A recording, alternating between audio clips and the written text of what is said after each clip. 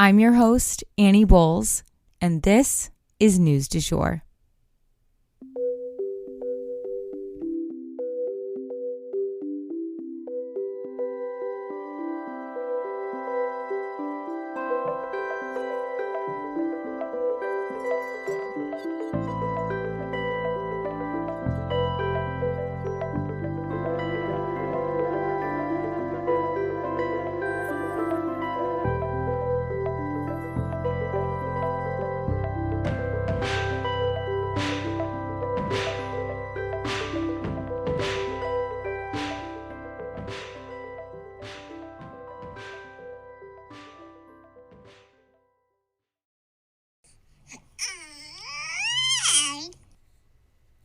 So in case you hadn't heard, I have a new co-host around here.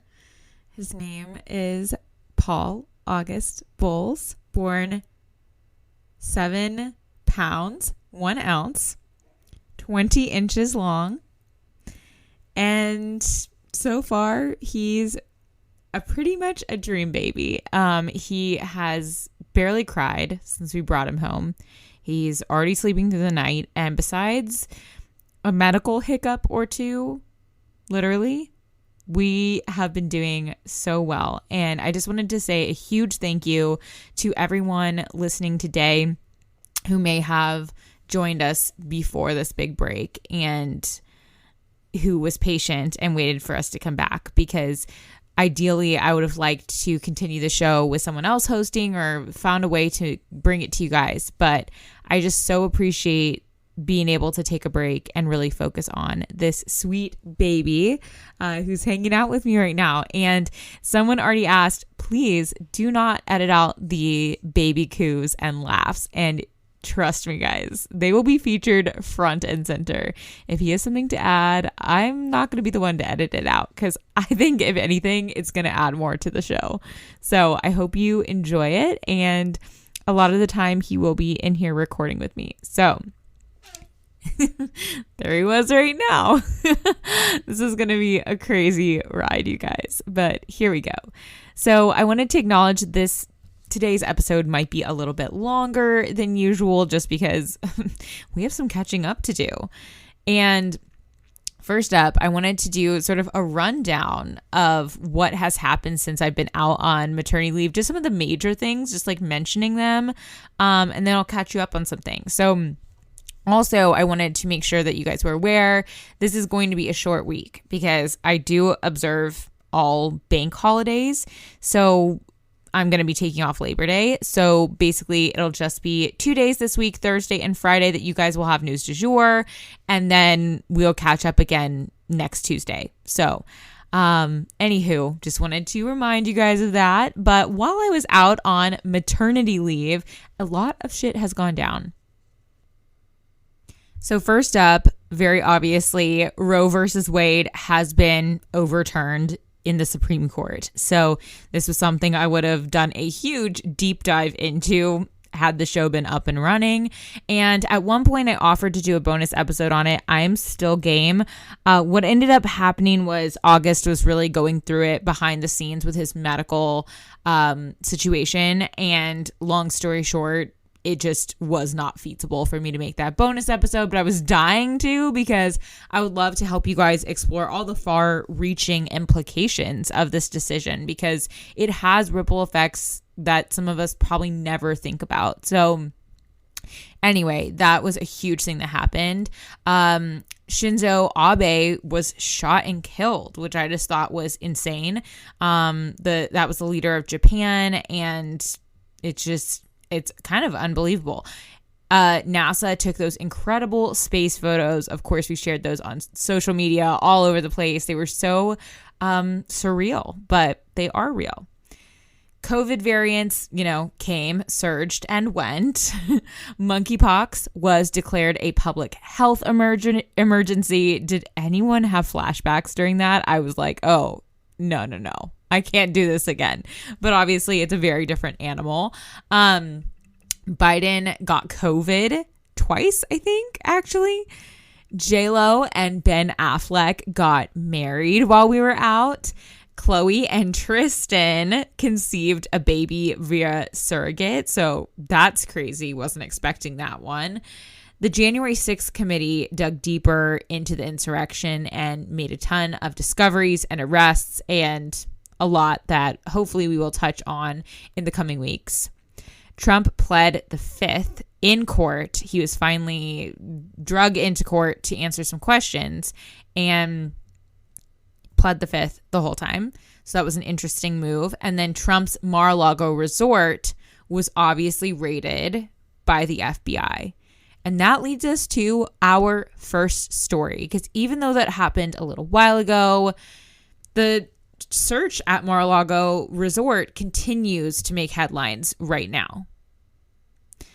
So there's a lot to unpack here, both literally and figuratively. To catch you guys up a bit, though, if you're confused as to what went down at President Trump's resort, it seems that President Trump took some classified documents with him when he left the White House. And not just a few. He took boxes, and not just basic documents. He took a ton of very high-level secretive documents and kept them at Mar-a-Lago.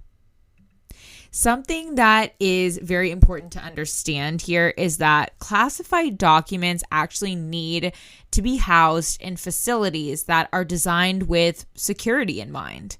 They need to be cleared by the proper authorities to house these classified things. Why? Well, so that those important documents with important information about U.S. spies and wars and terrorism and U.S. missions overseas do not fall into the wrong hands. They're classified for a reason. But these really important documents were just chilling at Mar-a-Lago, where anyone in theory could walk in and see them or take them. This is actually super illegal. Trump's lawyers have since made the case that, well, presidents are able to declassify documents, so they can make them not classified anymore. But the thing is, while that is possible to do, Donald Trump did not do that because it requires approvals and paperwork and signatures, etc. And none of that exists on record.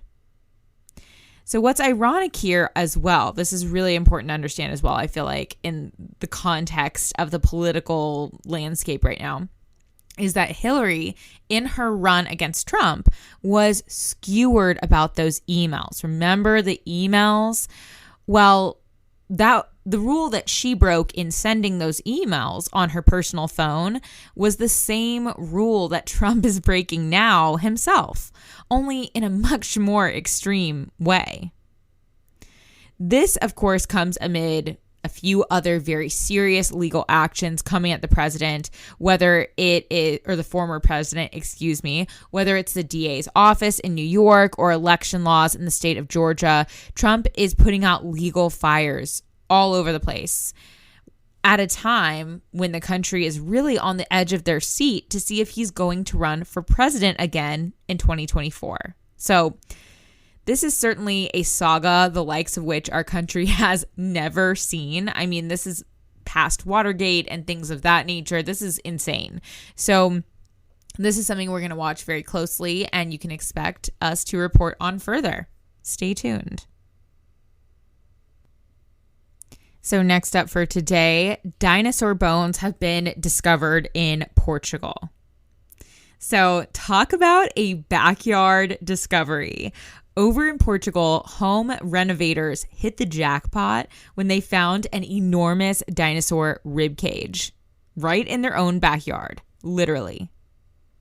Experts say that this could be the largest dinosaur find in Europe, and they just stumbled upon it. Based on the remains, which also included some vertebrae in addition to the ribs, they believe this to be a plant-eating dinosaur. I will not attempt the scientific name, but it's one of those long neck varieties. Pretty crazy. What a lucky find. And lastly, for today, we wanted to go ahead and give you some Ukraine updates. So There have been way too many Ukraine updates for me to really catch you guys up on fully here. I couldn't even begin to walk through them all. So I'm just going to start with most recent news and we'll just keep moving forward from there. Russia has reportedly considered taking up a draft for more soldiers. Putin ultimately decided against it, at least for the time being, as he's trying to keep a sense of normalcy in the country. But this is a rumor that is sort of circulating right now that there may end up being a draft in Russia. There is also a lot of news and drama surrounding this power plant. Everyone is worried that a war surrounding an actual nuclear power plant, well, it's not exactly a good combo safety-wise. And now it seems that someone has actually struck the plant. There were holes in one of the buildings in the roof seen by satellite images via the company Maxar, and wildfires were seen burning nearby.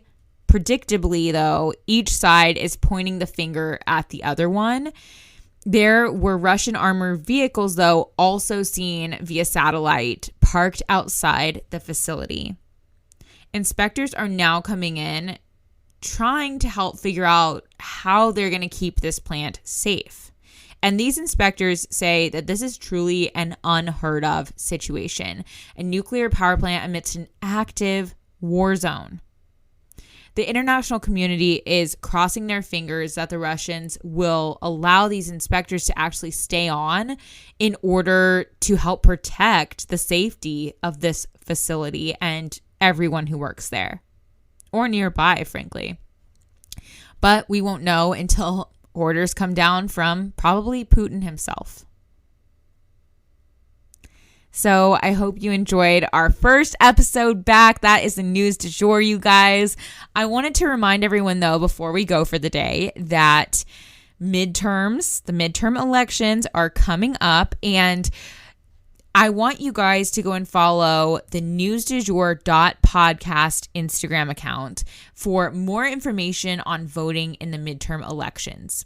Even if you've literally never voted before, or if you're just like every 4 years kind of voter who just votes in the presidential elections and you're kind of intimidated by, or you don't know how to get started researching everything you need to research and making the right decisions to vote in some of these smaller elections, head to newsdujour.podcast on Instagram, and we're going to be sharing tons of tips on how you can, first of all, prepare to go and vote, make a plan to go and vote, and make sure you're registered, and all of the things that are necessary to be an informed and active voter, because we all know that these elections actually do really matter a lot. They impact our day-to-day life in huge ways. So be an active voter. We will continue to nudge you and remind you, because that is our job, and that's how you're going to make sure you're participating. I also wanted to encourage you guys to listen to the bonus episodes that we produced as our maternity leave series. They're super fascinating. I had so much fun researching some of them. I researched Marilyn Monroe and magic mushrooms and all these incredible things, whether it was great causes or just interesting information. The bonus episodes are really spectacular, if I do say so myself. So I would recommend diving into those after this if you're hungry for more. And that for today is the news du jour. Today, I wanted to leave you guys with the quote, "Truth be told, a homecoming never gets old." If you enjoyed this episode, please consider becoming a patron of our podcast. For $7.99 a month, you can unlock tons of perks like breaking news text messages so that you're never out of the loop. Tons of bonus episodes are already up there ready for you to binge, and a discussion board full of networking opportunities and much more. Go to www.patreon.com/sugarfree media today to become a patron. This is the best way to support our show. Our patrons make News du Jour possible. But a couple other ways to support our podcast are rate and review on whatever podcast platform you use to listen, share on your social media, you have influence. Tell your friends, family, and colleagues that you love News du Jour and why you listen. You can also follow us on social media under sugarfreemedia.co on Instagram, just sugarfreemedia, all one word, on TikTok, and sugarfree_media on Twitter. We also have a weekend newsletter called Dreamers Digest that's full of dreamy content recommendations for your weekend and a life update from yours truly. Sign up today on our website, www.sugarfreemedia.co. Our music is by Joey Lavoie and Nicholas Foster. Our cover art is by Hannah Pierce Photography. Our Sugar Free Media logo is by Catherine Jezik Designs. Any twinkling or little footsteps you might hear in the background are by my dog, Rhett. He's a rescue pup and always records with me. We appreciate you listening and look forward to telling you about the news again next time on News du Jour.